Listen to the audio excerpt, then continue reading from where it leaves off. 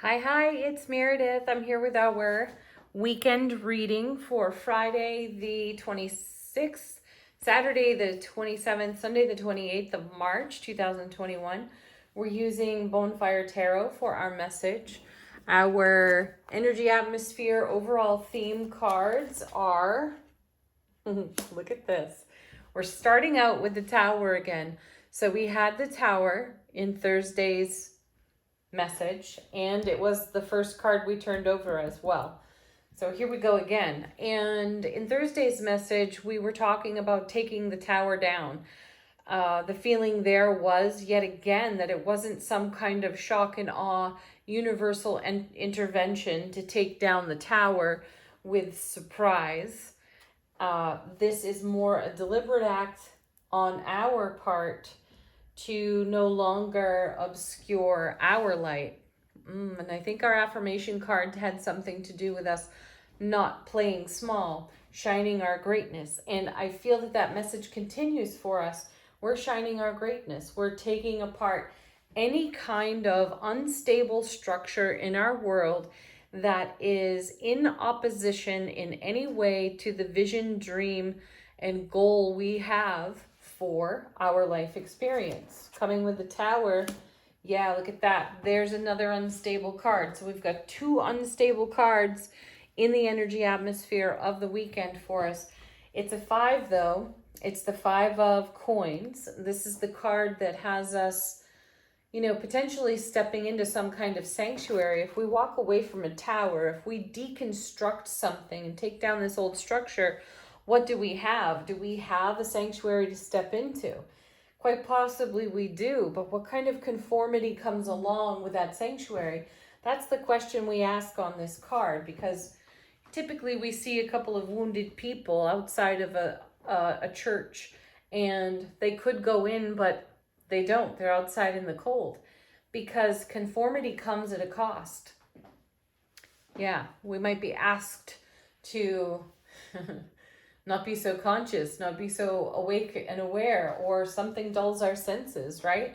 So do we want to step into the sanctuary? Does it truly offer exactly what we require? It's likely it doesn't. So the reason we're taking apart the tower in the first place is to shine our light. And that may be uncomfortable. That's what we see here on the 5. We see some discomfort, but remember that this is temporary.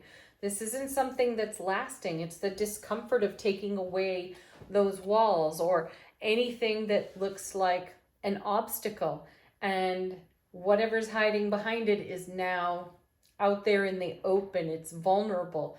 So the 5 is a reminder to stay courageous in this process. And while sanctuary may appear comfortable, remember that this 5 is about a familiarity in some way.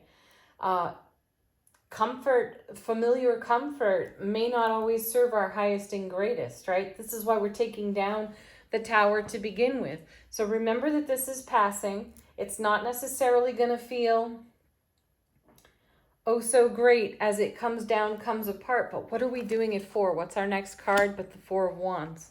We're doing it for stability. We're doing it for our greater happiness. Beautiful spiritual journey work going on here. And you know that the 4 of Wands is one of the happiest cards in the minor suits of tarot. So 4s, super stable foundation. This one in particular, great relationship to self and the priority people in our lives. This is something that we're celebrating.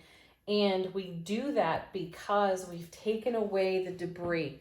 We have taken a look at whatever is a superfluous energy, something that is no longer of service to us. We see this a lot in the cards, and we've seen it a lot recently. How many times have we turned over the Death card in the High Priestess or the Death card in the Queen of Cups?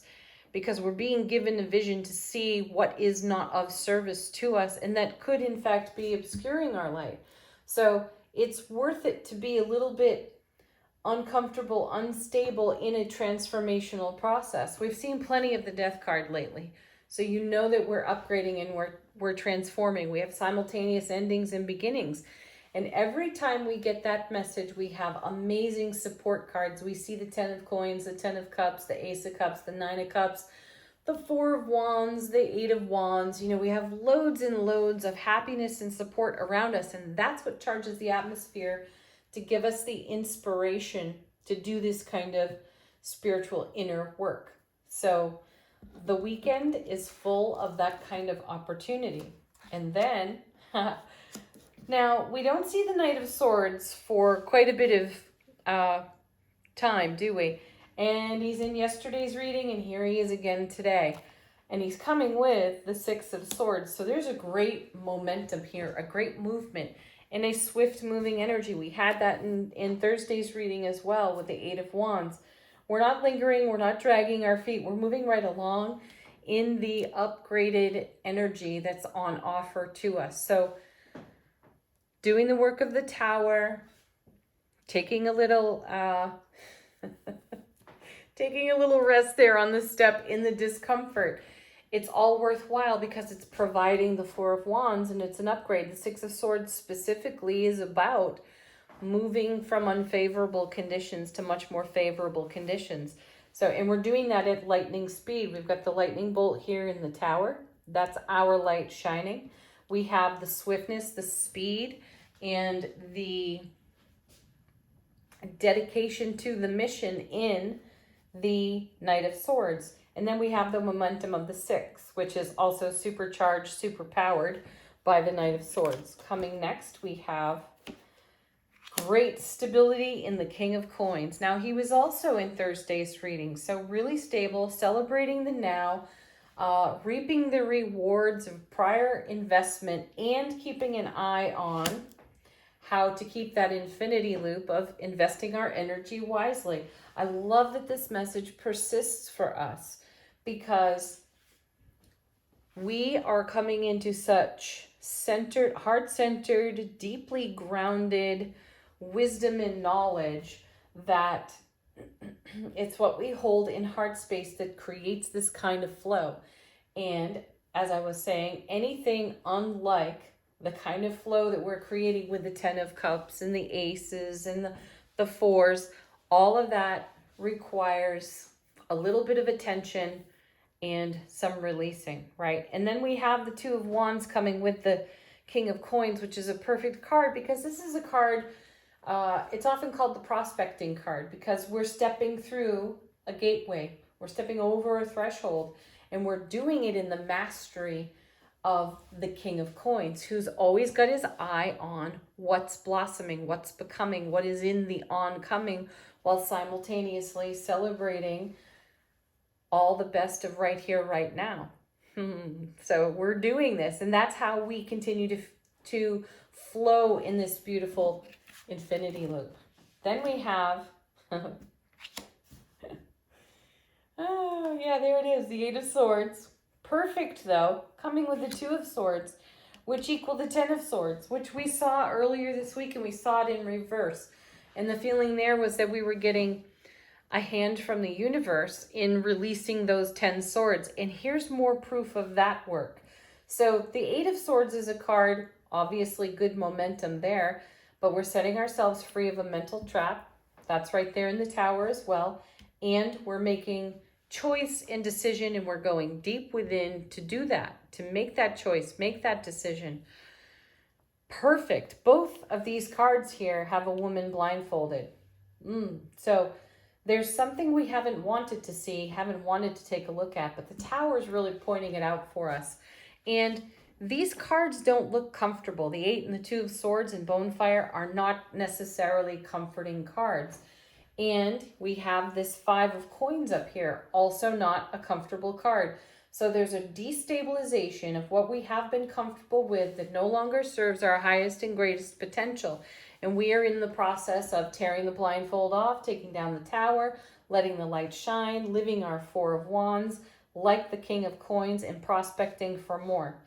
And simultaneously, we are moving without any kind of hesitation and in a dynamic fashion toward this threshold, this gateway, so that we continue to take this Four of Wands energy with us.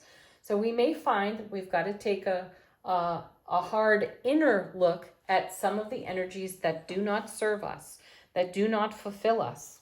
And we have to get accustomed to the discomfort of letting that energy go. And this is all about freeing ourselves. The Two of Swords is a card about going within. We're protecting the heart space on this card. You know, the swords are crossed right over the heart. And we're better served to live wide open, right? With our heart space thriving and leading the way, right? So whatever mental trap that prevents that from happening with any kind of regularity is on its way out. So let's give ourselves exactly what we require, which is the happiness of our Four of Wands, the stability of our King of Coins, the vision we have for the oncoming, and let's move swiftly through whatever's holding us back from shining this kind of light into our world. You know, I feel like I want one more card here, so I'm just going to take it right off the top of the deck and look at that. Oh, how perfect. So perfect. It's the High Priestess, right? So these two characters are blindfolded. And once we take them off, we've got a deeper inner vision. Right? The High Priestess. So we're going deeper within our own intuitive gifts. And by doing just this kind of journey work and stepping across that threshold bravely, boldly, dynamically, we free ourselves from these old stories that we're telling ourselves. And if we've been making decisions around those old stories, we're putting a stop to that too, because there's total liberation showing up in these two cards here. And the High Priestess is there to confirm our vision, our dream, our goal, to keep going for it. How sweet is that? All right, let's move on to Angel Answers. Ask a question if you have one. Let them confirm something related or not to this reading, or be a fresh message. Our first card is like this. I think we saw this recently. Perfect timing. That's divine order. That's being in the flow of divine order. I like it. I was speaking with a dear friend, and you know, she was talking about some of the things that were unfolding. And really, when she got to the end of that list, it was quite a mess.